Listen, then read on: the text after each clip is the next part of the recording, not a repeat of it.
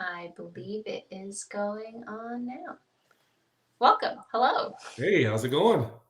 It's going well. How's your day? I don't think I asked you.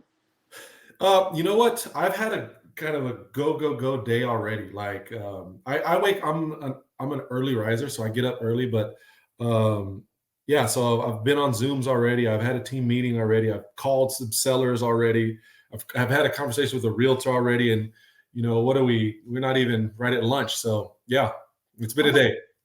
When do you usually wake up and then when do you start working? So it's funny that you say that. 5 a.m. I'm a 5 a.m. guy, but it's structured in a way. 5 a.m. to 6 is my it's my like education time. So I wake up at that time if I'm got to watch videos or practice something. That's the hour. From 6 to 7 is my workout. So I'll get a workout in. I have some stuff here, or me and my wife go on walks around where we live. Or funny, we actually do my because of COVID, I set up my garage like a workout facility. So Mhm. there's a TV and some weights and stuff, and or me and my wife will work out in the garage to do a hit workout. I don't Nice. know if you remember. I'm not a small guy, but so I would be the guy in the class at the back doing the workout with you, unnecessarily big, right? Yeah. So, but yeah, so I do that, and then get a kid off to school, and then I get hit my laptop, and we start doing follow ups and or making calls. Nice. Yeah, Okay. Interesting. So when you say like it's your education time, like yeah. what do you mean more by that? Well, I mean, my education time. So there are ways that I feel like you should always be trying to get better. So whether it's delivering lines, your pitch, and whatever that pitch could be, you could be raising money, you could be pitching seller finance, whatever it is. Like you need time to practice that, Mhm. right? Yeah. I for the last 3 months, every other week, that time has been for Spanish. I'm trying to become more fluent. I am pretty good. I can get through it, but I want to be able to have a professional conversation, and I can't have a professional conversation. Oh wow. Yeah. So, but I'm getting there. So that's the hour for that. That's the hour for that. So it's those types of things that I use that hour for to get my mind going. To learn when there's no one around, there's dogs not barking. Like Mhm. it's time. Right. Oh my gosh, I love that. Okay, Yeah. so I'm in Houston right now, but Okay. I'm from Los Angeles Yeah. and the rest of my team's in Houston. And so we have 7:30 a.m. Central Standard Time meetings. And Yep. we've had that for the past few months, even when I was in LA. So you're at 3, or so you're at 4. What- It would be at 5, two So hours. it's 5. Yeah. So 5. Yeah. So you're doing the 5 to be on that meeting, to be on that I call. was Yeah. until I moved here. Now it's like, okay, Yeah. quickly. Well, Jada, you've moved there now. Now you're living there. I'm with the Muds. I'm here for Okay. Okay. Okay. on Okay. a Okay. trial basis. Okay. Gotcha. Gotcha. I love those guys. Those guys are awesome. Oh yeah, absolutely. That's where we met. We met at Yeah. their meetup. Our first. Right. Right. Right. Right. Absolutely. Yeah. No, it was good. They're doing good, man. I follow them. I follow all you guys on Instagram and your socials. So you guys are doing awesome. I like how you guys have structured your team. Thank you. Yeah. Awesome. Yeah. Yeah. That okay. So going back to, I would wake up at pretty much like at 5:30, and then I was trying to wake up more at 5, so I would have some time to prep. Mhm. But it was I was like not managing it well, but I Right. want to get back on that because Right. I am an early riser. My Mhm. dad has a lot of like he kind of goes to sleep whenever he wants and wakes up whenever he wants. Right. I cannot do that. I know that I am not a night owl, and I get Mhm. tired at like 8 p.m. So Mhm. Hey, at least you know yourself. Like, and I'm similar. I'm similar. I just know that. So I have done that for years, and I have 2 kids in college now.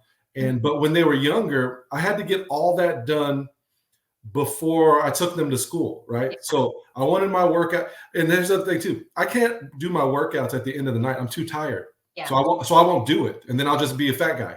And I don't want to be a fat guy. I want to be hot dad. So so in order to do that, I gotta work out early, mhm, right? And so in order to be able to work out early, I gotta get up early. But like 9:30, I'm on fumes at that point. I'm Yep. living on fumes. So I get it. I understand. Cool. Yeah. That's all. That was going to be my next question. Like, what time do you usually sleep?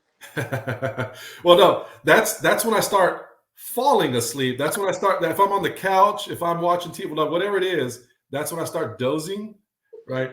But I'm probably like a lot of people, where in the middle of the night I'll have a thought, and I'll be up like 15, 20 minutes thinking about that thing, Mm-hmm. right? And Yeah. then I'll fall back asleep for an hour or two, and there'll be a different thought, and oh, I should do this. Make sure I got to call this person back. Oh, I got to sign this document, and then I'll go back to sleep. And then an hour later, I'll have to go pee, and then after that, then I fall back asleep, and then 5 o'clock's here, just like that. Oh my God. Yeah. Well, Every day. dude. Yeah. So you never get like consistent just block sleep. Oh my God.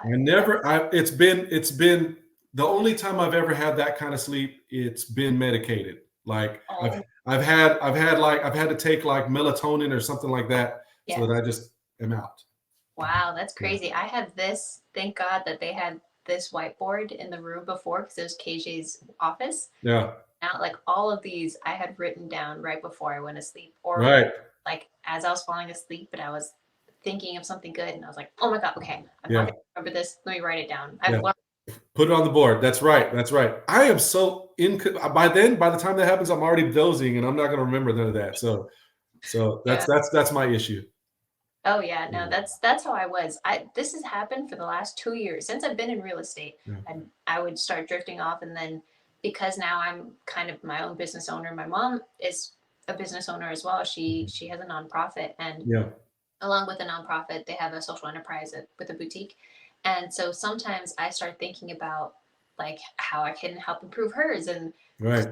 for the last 2 years, and every time I would just, oh, I'm going to remember it. And then Right. I started putting a journal next to me, and I don't know. I think it's because the whiteboard is fun. Right. Oh my God. Right. It's already there. It's in your face. Yeah. It's there. And then when you're done with it, you can literally wipe it off.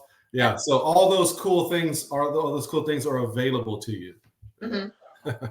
I wanted to, go Spanish. I got super motivated. I can't remember what day, but it was sometime this week. I think it was after the Golden Ticket event at Arizona. I think it was like, oh, that's what it was. Okay, yeah. On the plane ride over, I was thinking like, oh my God, this was so great. Okay, how can I implement whatever I learned? And I was like on the plane, like strategizing everything. And then once I got home, I was like, oh my God, I could totally do all this. Like, I just need to be better at like time management. Right. And I was like, and I want to be able to like talk to my grandma, because she's only Spanish speaking. And my mom told me that she misses me. So I'm like, oh my God, yeah, let's go on it. Right. No, Jada, I totally hear that, because both my parents, my dad's a black guy and he's fluent in Spanish, right? Yeah. My mom is Mexican and she's fluent in Spanish. And so my dad learned in college, and then his first job out, he was a teacher in South Texas. So he's always had that. Me, I didn't learn it like that. Only because splotches. I learned in batches, right? Yep. And it wasn't the first language in my house. So if people are having a conversation around me, I know what they're saying. Yeah. It just doesn't come out the correct way, right? And so that's where I'm working, is to be able to speak correctly with correct grammar and that. But I want that for a multitude of reasons. One, I want my kids to learn Spanish, so it's a whole lot easier to show, hey, kids, learn damn Spanish because your dad knows it, right? Yeah. I might even put that in my will. I might say, hey, look, kids, you don't get any money unless you're fluent. You don't get no money. And I didn't even got any money. They don't know that though yet. So, but I might put that in there, put that in there just so that they learn. But professionally, if you're dealing with housing, like you're going to have to deal with some vendors, some contractors that are predominantly Spanish speaking. And if you want to get better service, if you want to get to be able to speak to somebody on a more human level, to be able to talk to them in their native language, I feel like, it gets you a little further in their eyes, right? And so also, and that's just the vendors and the people that are working for you. Oh yeah. But if you're going to help some sellers or some buyers that they're predominantly Spanish speaking, like, it does help you to have that. Mm-hmm. And it humanizes you, and they trust you more, I think. And so I feel like if you're gonna be doing this for a while, then you should have that in your bag to be able, because we're the United States and Texas is not getting less Spanish speaking, it's getting more Spanish speaking. So it would behoove us to learn that as a second language. And everywhere else in the world, they're taught 2 languages. It's only here where we're like, man, who cares? They need to learn English, Mm-hmm. right? So that's why and I'm a proponent. I hope to one day do this podcast with you in Spanish. We're going to. Done deal. Done deal. I'm excited. Okay, cool. Yeah. So I'm going to ask you after this, because I would like to delve more into the real estate aspect of you, but I would love to learn how you're learning Spanish. Like, all about it. I'm all over the place, but I got a couple books, I got some YouTube stuff, and there's a program. All about it. Easy. Oh, perfect. Okay, cool. Yeah. So going into the whole real estate space, like you were saying in the mornings, that after everything, that's when you start doing your follow-ups, and you already had an agent call and meeting calls and such. So what exactly do you do? Yeah. So I run a team. We go direct to agent, and I have a couple of people on that team that are direct to seller. Right. Mm-hmm. I do a little bit of everything, but I'm kind of the the guy that kind of helps everybody. Right. And so our team has just started. We're a month in. We're that team that's just getting the pipeline going together. Yeah. And so it's been pretty good. It's been a transition. Like, you start anything new, some things aren't working, some things are. You got to tweak things. But I feel like the next week to 10 days we'll be at where we need to be in terms of efficiency. Mm-hmm. And it's been good. It's been good. And as a regional leader for this area with Sub 2, I've been able to meet a whole lot of people, and so it's been awesome. I've really enjoyed my time being a regional leader as well. How long have you been a regional leader, and what does that entail? Oh man, it's been, I don't know, September, like this past September. Yeah. So one of the things that when I've been a Sub 2 was almost a year and a half. Oh, wow. And one of the things that when I first started, I reached out to a lot of people that were leaders, and I didn't get a whole lot of responses back because I'm a newbie, and that was, to me, eye-opening, and it's a daunting when you first start this thing, man. That information fire hose is just all over you, right? That plus the shiny object syndrome, like all that. And I reached out to people to see if they could help me with some direction, right? And I didn't get anybody who responded back, and I thought that was crappy. I didn't like that. Mm-hmm. And fast forward to when we were looking, the Sub 2 was looking for regional leaders. I put my name in, and my conversation was like, I know what it's like to be new and to not know what to do and to look for someone to help. I want to be the guy that helps. And that was my whole thing and even now, I reach out to people, and I don't have to be a part of the deal, and I don't have to get money for it. Now I'm still at that level where, my time, I'm still, aware of my time, but there's a part where people say, well, bring a deal and then we'll learn together. And what they're really saying is, we'll make money together, and then while we're making money, you can learn the lessons, and then I'll get paid and you get paid. Yes. Which, fine, that's a business model. Yeah. My thing is, if I can help you, I'm going to help you. If I get paid for it, or if there's a benefit to it, great. At a minimum, I've met you, you've met me. You know how we work together, how we could work together. If there's some things down the road, excellent. Let's do it. If not, no, there's no harm in foul. We're people, right? And so that's how I've kind of come into it. Being a part is, as new people come into our area, They catch up with me. Myron Briley and Carolyn Briley are also the leaders in our area. They're awesome too. And so with all of that, it's been good. Like I said, it's been good. I've been able to meet a lot of people, and I like to think that I've had some effect. I bet you would. I love that so much. I feel Yeah. like that's really needed, and that's how I was trying to be as well when I felt like, okay, I've been in sub two for a little while. I feel like Right. I have some sort of value to bring if people have questions. And there was a while where a lot of people had questions, and Right. I think I just can be easy to talk to, and sometimes I would really help them where I wasn't necessarily breaking down every single step, but I was Right. telling them, here, this is what I wish I would have known. Right. These are some of the things that I'm glad that somebody had told me at that Right. time. These are some Right. things that I learned. And Right. then after a little while, so I totally understand when I was first joining and I would ask people like Sam Singh and a bunch of other people like, well, how do you do this? And then after a while, it's like, okay, just do it. And then you'll figure Right. it out. And so Right. I started doing Yeah. that to other people. Like, you just do it. Just do Right. it. I'll Yeah. answer. Yeah, that's exactly right. A big part of it, is people want to see the whole staircase, Mhm. and they just need to focus on the first stair, Yeah. first step. You ain't gonna see the whole thing. Just do this, and you're gonna mess up. I think that's the other part is people think they're gonna mess up and they're gonna lose like $50,000.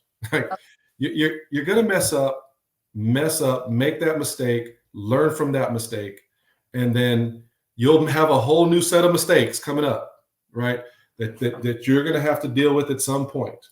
And I think that once that you get past that a little bit, past that fear, that you're good to go. But you just got to know that you're going to be messing up, and if you can know that, you'll be totally fine. Yeah, absolutely. And so you've been in sub two for a while, and you've been a regional leader for a little bit, and then you're also just doing the direct to agent slash Yeah. seller. What were you doing before then? Were you so we So, met yeah. at a meetup? Yeah, so I'm prior to this, I was a realtor. Like I was only a realtor, right? And so like a real estate agent. So I have MLS access, and I help people buy and sell houses.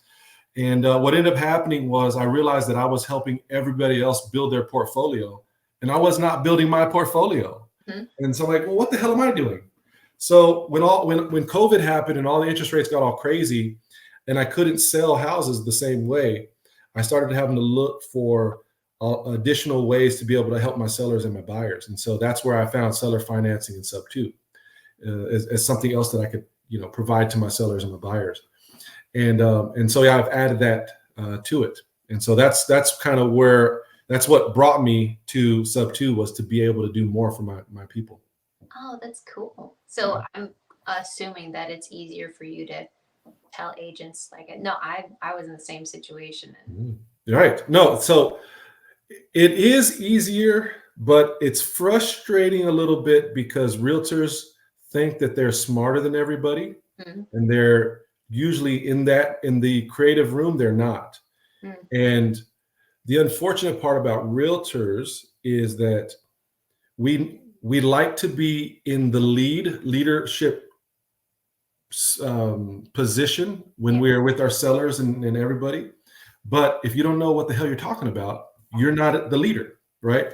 And so that's why there's so much pushback when you're speaking to realtors about creative financing, because they don't know. And because they don't know, they, like anything else, if I don't know, the answer is just no. I don't know what you're talking about. No. I have back here some real estate books for my course, and in that real estate book is only 2 pages. There's 4 books. There's only 2 pages about seller financing. Wow. That's it. And why that matters is that every person that gets their real estate license is not well versed in creative finance. So essentially, we're always having to educate realtors. And I'm cool with it because I know where the baseline is, but the realtors that are open, great, we can work with them. But there's just some that are just jerks, can't work with them. They're just going to be jerks. But that's like real life though, right, Jada? Yeah. Yeah. Right. That's something that I've learned too, where it's, there are some times where you have the agents that are like, no, this isn't going to work. and I'm not interested, and you're like, okay, but they're a follow-up, and you're Right. like, I can win them over, and then learning which ones aren't the follow-up. And sometimes it's even Right. agents that we're like, okay, yeah, we can work together, but they're just making things difficult Right. unnecessarily. And it's interesting. It's nice to be in this realm so that I can kind of translate that just to personal life as well. Right. Right. And then you go, I've had to check realtors and to say, like, is this in the best interest of your client? Mm, You have to say that to them because their fiduciary duty is in the best interest of their client. And if the client didn't specifically say, don't do this, this, or this, then what they're doing is they're putting their opinion on it. And you're not supposed to do that because it's the best opinion, it's the best for your client. yeah. And so that the best thing for your client may not be a traditional transaction. It just may not. But because you are unaware of how to do it, that's not on the client's fault. That's on your fault. Let me help you through it. Right. And so, hey, it's one of those things you're always going to be trying to find. You're always going to be trying to find the good people to work with in any situation. Yeah, absolutely. And I know that so we have a similar team as well, and a lot of our outreachers they definitely see the value in doing direct to agent, because now you build that relationship, and then they know that they can come to you for any kind of transaction similar to, or creative transaction. Right. How do you build those relationships? How often do you do follow-ups or any of that? Well, so every Tuesday from 6 to 7, I actually have a Zoom that I send to realtors. Oh, And I just do a basic course on creative financing, seller and sub two, just basic, right? And so every realtor that we talk to, they get an email, they get a message, text, whatever, with the link, so that they can hop on. And so it's not really well attended, only because the realtors are prideful, right? It's like, oh, this guy's telling me what I need to do. But 4 or 5 at a time is awesome, right? My goal, I actually had a goal that I was going to be able to reach out and have that course with 52 agents this year.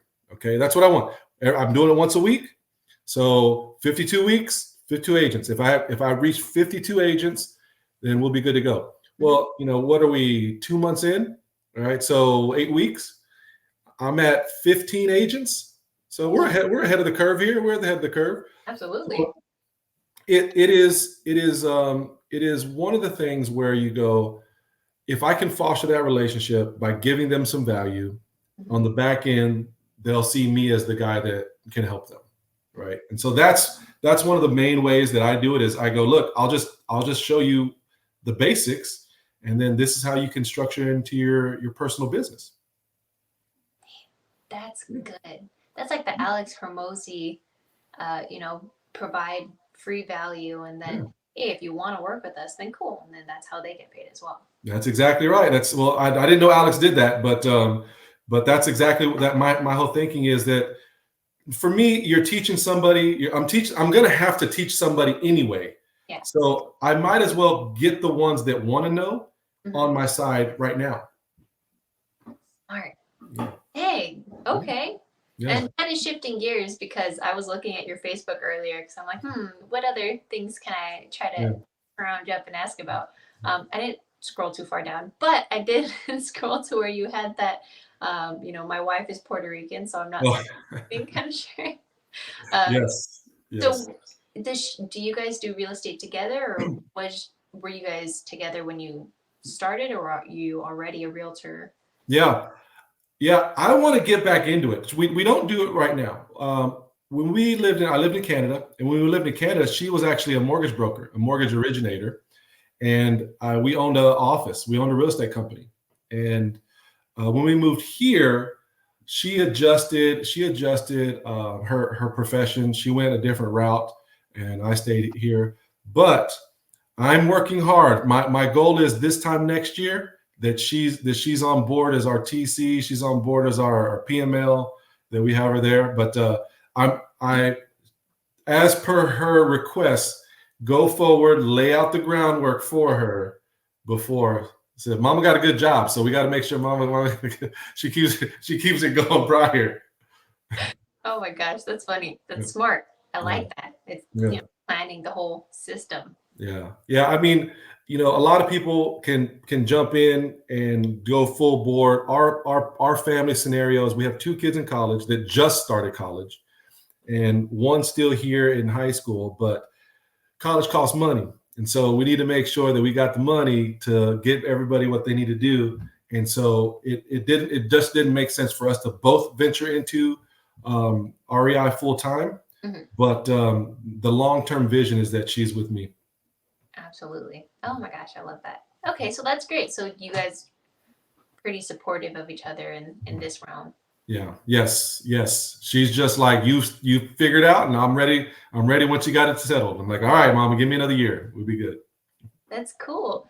Yeah. Okay, so I am not married. And that's something that I am interested more in now. Since I'm staying with the Muds, it's interesting to see like a husband-wife dynamic. And my parents weren't married, so I'm not too sure. Do you guys talk about, or how often do you talk about, what are my roles, what are your roles, and Right. or are those just kind of innate? Right. Jada, what's hilarious is on my YouTube channel, I interviewed the Muds about that. Okay. And I interviewed Oscar and Eoni about that. Right. And so I have just fallen off of my social media. I'm Q2. I'm going to get back up on it. Yep. Okay. But because I wanted for my wife, I wanted to ask people that have been doing it. Like, so the Muds, hilarious. I don't know if you go back and watch it. Hilarious. Because I asked them random questions that had nothing to do with anything, ice cream and who's clean and who cooks and who asks who out. Right. But then all that was wrapped into the content of, how you run your business. Right. And who does what.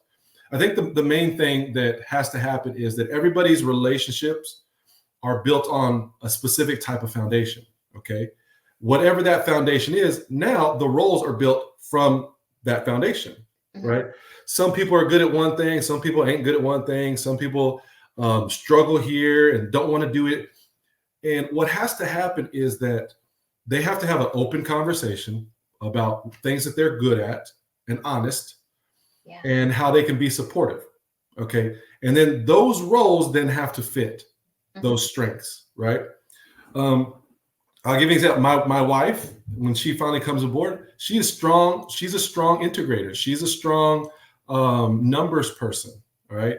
I am not. I'm strong talking to folks and sellers and meeting people. And I'll probably be pretty good once I start to raise capital. I'll probably be pretty good at that. But I'm not going to be doing CRM stuff. I'm not good at that, right? And so that conversation needs to be had with whoever you're in a partnership with, whether that's your boyfriend or your wife or just a partner.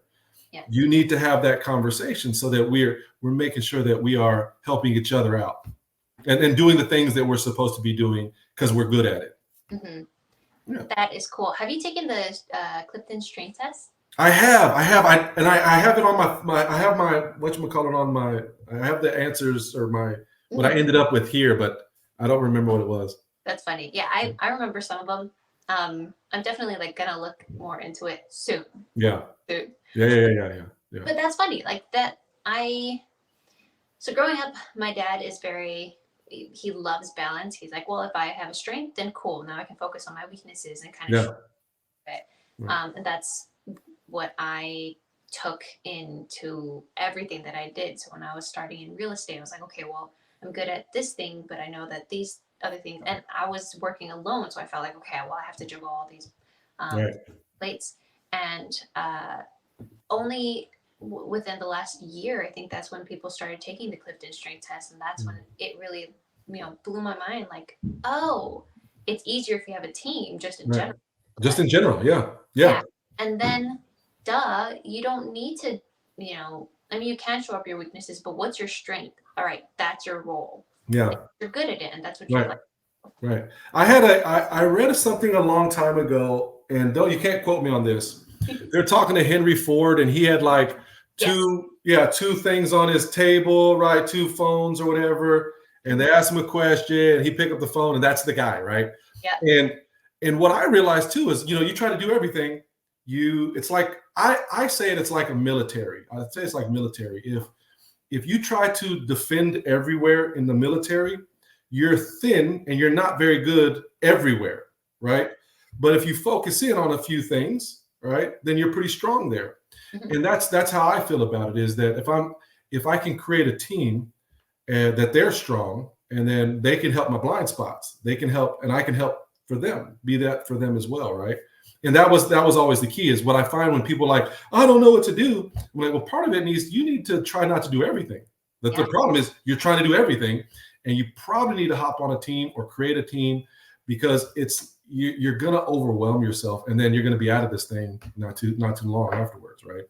Yeah, absolutely. Yeah, That's yeah, cool. What kind of I can't go into this. Just again, I'm not married. yeah. What have you learned being married? Just being married, just in general. Yeah. Yeah. Like I think that part of it is you got to be. We are so taught when we're little to be selfish.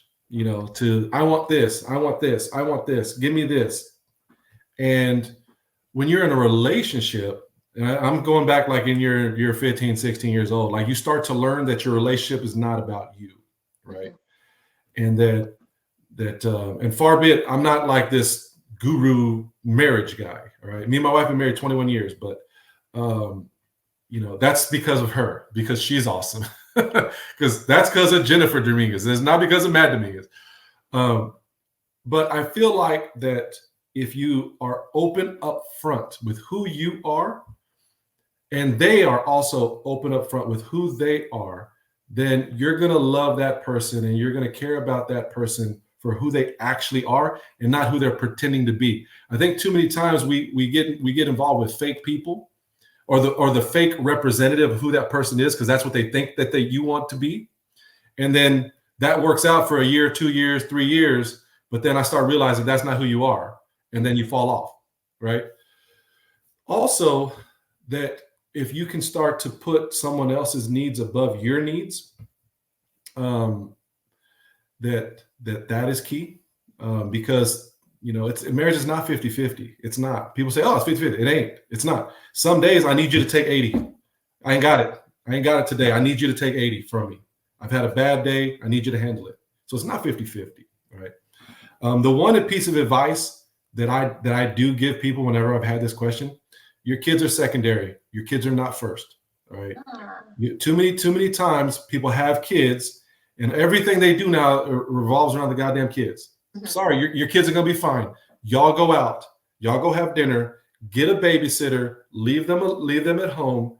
They'll be fine. They're flexible. They don't know what they don't know. Mm-hmm. Why that matters is that if all you do is about the kids, then you lose who you are, right? And then now I'm just dad all the time, and I'm never Matt, right? Yeah. And then now I'm not husband. I'm only father to them, right? So you need to make sure that there's a balance, that our relationship, and I love my kids, I'm not anti-kids, mm-hmm. but she was here first, and without her, they ain't even around, right? So I want to make sure that she's got everything she needs, both physically, mentally, whatever, and then we can be the best for the kids, mm-hmm. not the other way, not just do everything for the kids and screw our relationship. No, our relationship is first, and then we provide to the kids, and that's why I think people are getting it wrong. Wow, that is so interesting. I've heard both sides. Yeah. It kind of seemed selfish when I first heard it, because I'm like, well, if you're just gonna go out all the time, what about your kids? But the way that you explained it, I've heard I think maybe one other person say it like that. Yeah. So. Well, but you know what? On a smaller level, it's like when the pressure drops in a plane. What do they tell you? Put it on you first, and then why? Because it doesn't help. It doesn't help if I can't put it on them because I'm out, right? Mm-hmm. So get me right, and then I can get them right. If I'm good for the family, then the family's good, right? Wow. So. That's awesome. Oh my gosh, thank you. Those are really, really good things that you shared. And so going back to how you were saying, kind of be authentic and have open communication with your partner, whether it be a significant other, I'm assuming in business, everybody. Right. How do you think you have taught your kids that? Like, Mhm. or did you ever, as they were growing up, you're like, okay, well, here's a lesson and Yeah. what I want you guys to learn, or Yeah. do you taught more by example? Yeah, I did. So a little bit of background for me is I didn't grow up with a dad.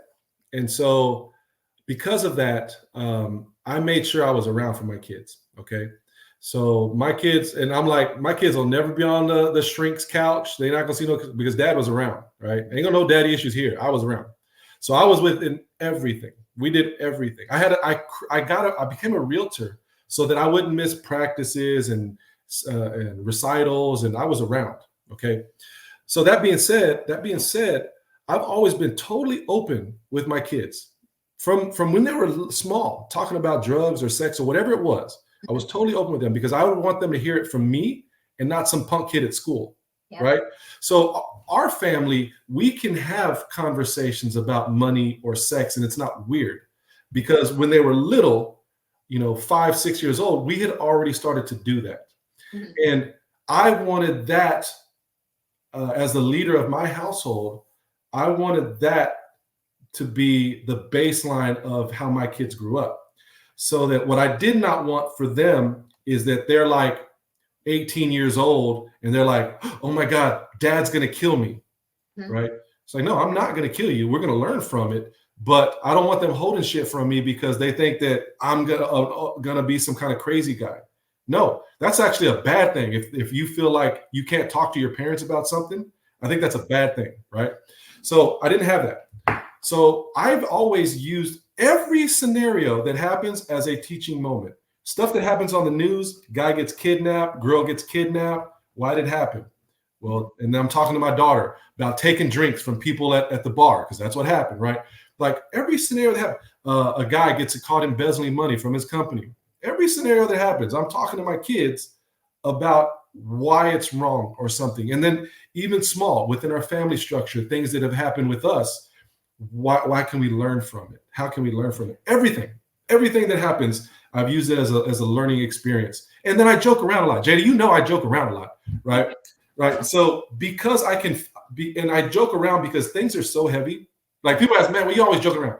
Yeah, because life is so damn hard and people are going through so much struggle that I got to laugh through it or I'm going to cry. So I'm going to find ways to laugh. I just got to, right?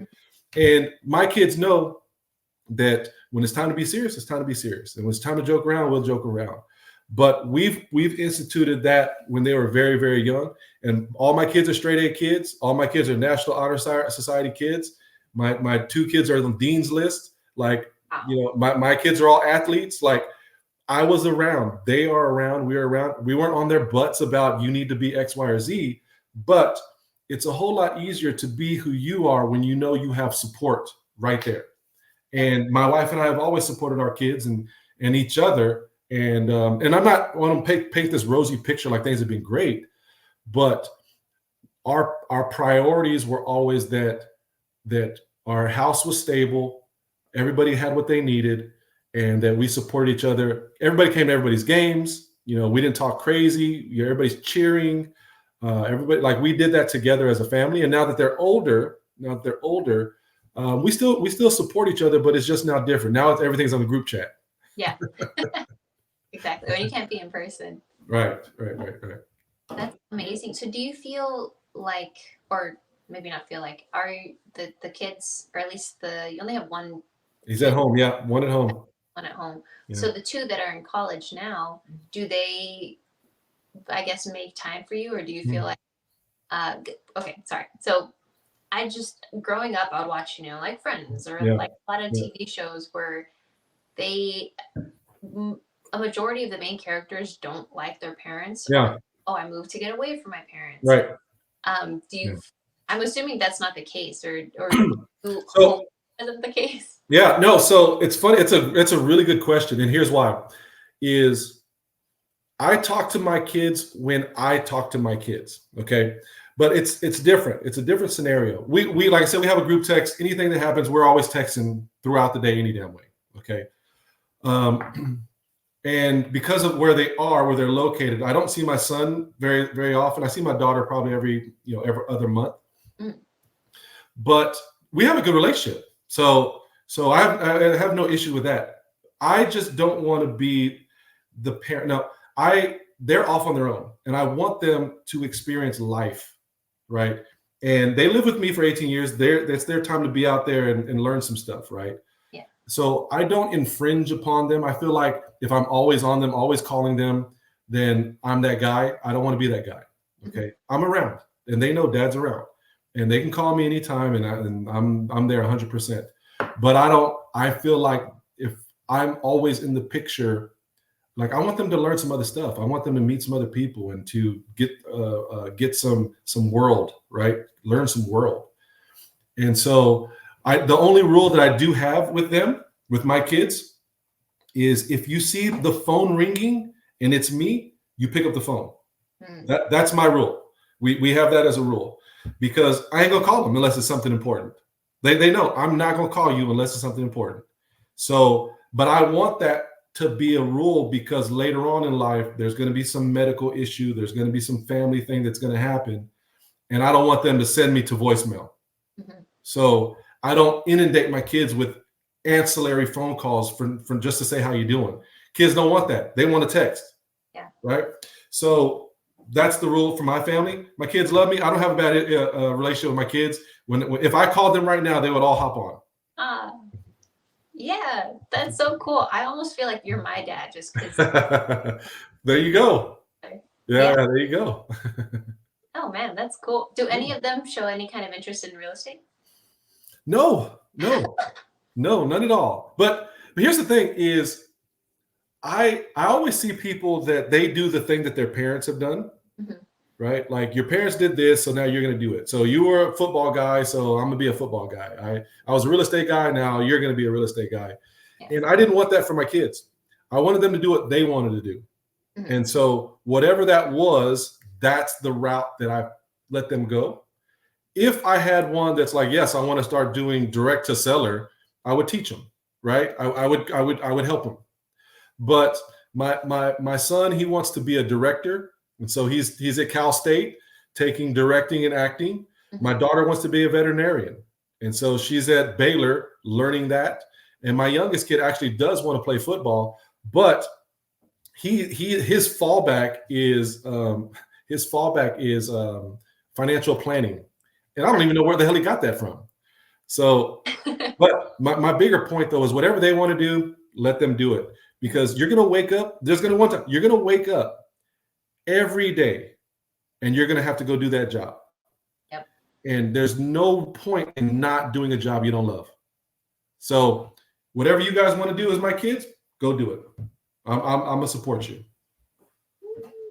I love that. Have you brought up at least why you were a realtor and the kind of freedom aspect of it? Absolutely. So what they know, I brought it up. I've structured it in a way that to tell them, look, later on in your life, one of the way, because they think about it, they've grown up with a parent always at their stuff, right? Yeah. Never having to look in the stands and not have someone support them. They've grown up that way, but I had to point out that that's not everybody, right? And so they are aware. And so I had to point out that I did that because of a job that I had, right? Mm-hmm. And so based on all those things, is kind of how it's been, the way that it is. But my daughter, she's going to get some rentals after she establishes her they already know that the passive income will be through Dad. Nice. Go Dad. Good job. Yeah. Oh man. Okay. Well, that's cool. I like that. I ask a lot of those questions as well, and a lot of it is so that I learn because I have kids. I don't have any kind of relationship right now, and I've always just been really curious as to how parents teach their children. So like if now that I'm in real estate, I would be like, how would I want to structure like them to understand savings or financial literacy when they're growing up? Yeah. Whatever you want your kid to be good at, you start them when they're little. Hmm. If you want them to be a good piano player, start them when they're little. You want them to have a good jump shot, start them when they're little. Financial literacy, start them when they're little, Hmm. because they just accept it. It's just part of them, right? And so yeah, that's that. You want them to learn Spanish? Start them when they're little. When they're little. My mom is fluent in Spanish. Like, Right, grew up speaking right, Spanish, and look at me. right, How dare she? right. We will. Okay, all good, all good. Yeah, that's awesome, Jada. No, yeah, I appreciate you coming on. I know that Yeah, there is you have to go soon. yeah. But I still appreciate it. And what Mhm. here, shameless self plug everything they have. Yeah. No, hey, look, just follow me on Instagram. I'm Matt REI guy. On my post, hey, like and share my post, guys. And sub two, feel free to leave a message. I think too many times we don't support each other. I'm not saying I get supported, but hey, reach out. And if anybody out there that's seeing this is kind of plateaued or whatever, and I'm a guy you can talk to. I'm open to having that conversation. I love helping people. And Jada, when I saw that you were doing this, I'm like, this is awesome. I want to be a part of it. So thank you so much. Yeah, thank you. And I didn't know you're a regional leader too, and that you like do all this. So I'm gonna be pushing people your way. So get All ready. right. All right. Awesome. Awesome. Thank you again. No, yeah, thank you. Have a wonderful day. And I'm gonna be in Dallas next week. Hopefully I'll see you. All right. We'll see you. Cool. All right. Thank you, Matt. Awesome. Bye. All right. We'll see you.